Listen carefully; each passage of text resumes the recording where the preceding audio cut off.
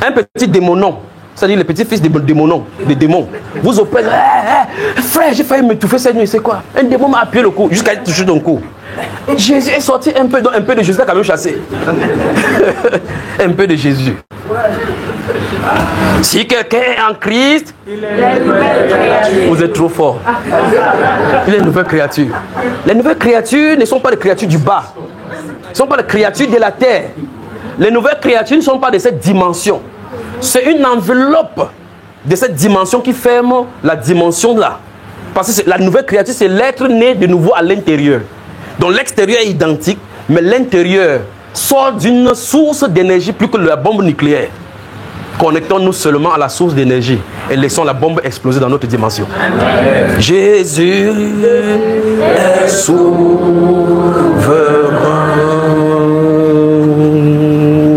Jésus. Dans la session de demain, nous allons appeler la tempête, d'accord? Ensemble, nous allons appeler la tempête. Nous allons appeler les 4 vents des cieux de se diriger sur la France, d'accord, pour expulser l'iniquité, balayer les puissances du ténèbres et les drapeaux de LGBT, balayer cette onction-là qui est sur les cathédrales, sur les tôles, balayer cela, la tempête physique et spirituelle viendront, physique et spirituelle viendront sur la France. Alléluia. Jésus est sous le vent souffle. Oui, Jésus est souverain. Oui, Jésus.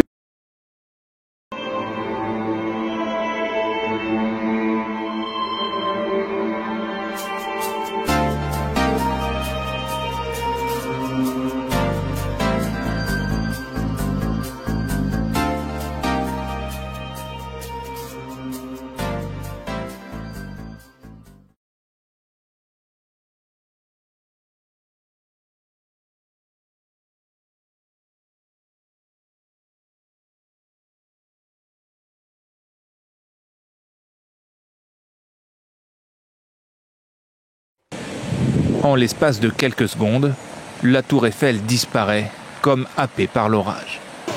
Dehors, les éléments se déchaînent sur Paris et sa banlieue.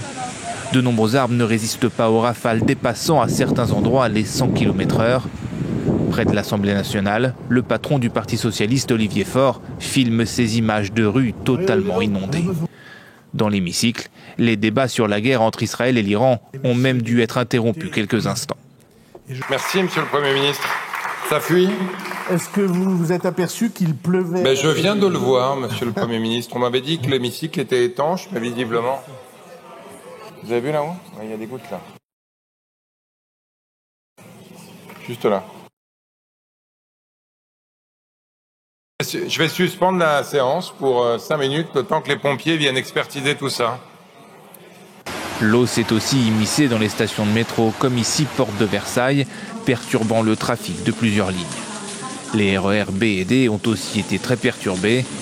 À l'aéroport d'Orly, le nombre de vols a été diminué de 20% à la demande de la Direction générale de l'aviation civile. L'épisode orageux a également frappé une grande partie de la France. 57 départements avaient été placés en vigilance orange aux orages. Plusieurs morts ont été recensés à cause de chutes d'arbres, notamment en Mayenne ou près de Montauban. Dans certaines régions, comme les Hautes-Pyrénées ou le Cher, la grêle s'est aussi substituée à la pluie. Ces phénomènes violents sont dus aux fortes chaleurs qui frappent l'Hexagone depuis plusieurs jours, conséquence directe du réchauffement climatique. On est dans un bateau.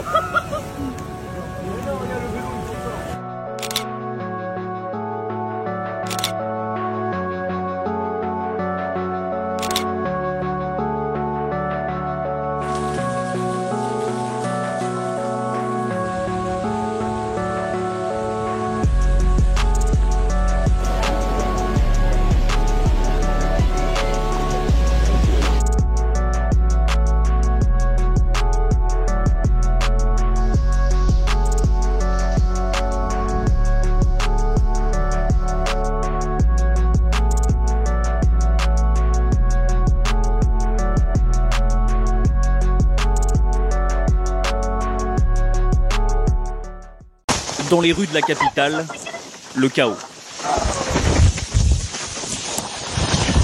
L'orage, d'une violence rare, déverse des torrents de pluie. Au sommet de la Tour Eiffel, une rafale de vent à 112 km/h est mesurée. Pendant un quart d'heure environ, les éléments se déchaînent. Des dizaines de branches et d'arbres jonchent les rues. De mémoire de Parisiens, cela fait des années que la capitale n'a pas subi un orage aussi violent. C'était un nuage, mais d'une violence extrême, et qui s'est abattu. Et là, on a tous pensé à nos voitures qu'on avait garées par ici, bien sûr. Et effectivement, on a vu des arbres se coucher. Mais des arbres entiers. En plus des arbres tombés au sol, les inondations sont nombreuses. Les automobilistes peinent à se frayer un chemin. Rapidement, la solidarité se met en place pour dégager les rues. Ce client d'une pizzeria est venu avec une scie pour élaguer un arbre tombé sur la terrasse. Moi, si je peux rendre service, c'est avec plaisir, je le fais. On est en train de manger, on entend un grand fracas, et on demande ce qui se passe. Et on a un arbre qui tombe quasiment devant nous. Oui, ça impressionne, ouais. Si Paris a été violemment touché, une très large partie du pays a été concernée par les orages, comme par exemple en Normandie, où cette église est en partie détruite. En Aquitaine, ce sont des grêlons géants d'une dizaine de centimètres qui sont tombés. Malgré la bonne anticipation de Météo France, cette dégradation orageuse a fait 2 morts, dont un enfant de 12 ans.